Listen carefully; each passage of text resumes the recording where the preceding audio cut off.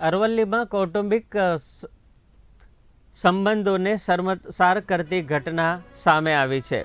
આ ઘટનામાં હેવાન મામાએ 13 વર્ષની ભાણીને જંગલમાં લઈ જઈને દુષ્કર્મ આચર્યું।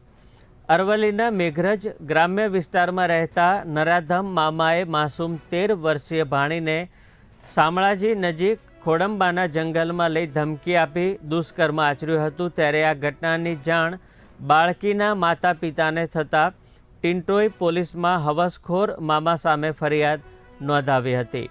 ભોગ બનનાર બાળકીના માતા પિતાની ફરિયાદના આધારે પોલીસે કાર્યવાહી કરી નરાધમ મામાને દબોચી લીધો।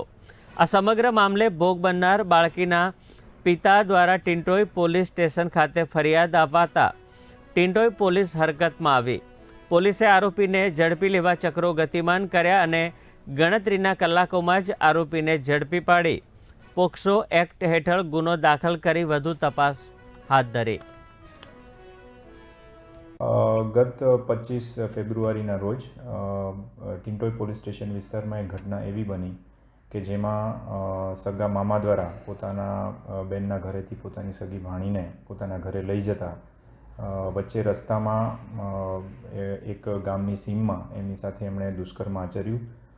આ બાબત જે છે એ જે ભોગ બનનાર છે દીકરી એમના પરિવારજનોને ખબર પડતા તાત્કાલિક એ લોકો પોલીસ સ્ટેશને આવેલા અને ફરિયાદ આપતા તાત્કાલિક ફરિયાદ એની નોંધવામાં આવી છે, તપાસ ચાલુ કરવામાં આવી અને જે આરોપી છે જે સગો મામો છે ભોગ બનનારનો એની પણ ધરપકડ કરવામાં આવેલી છે।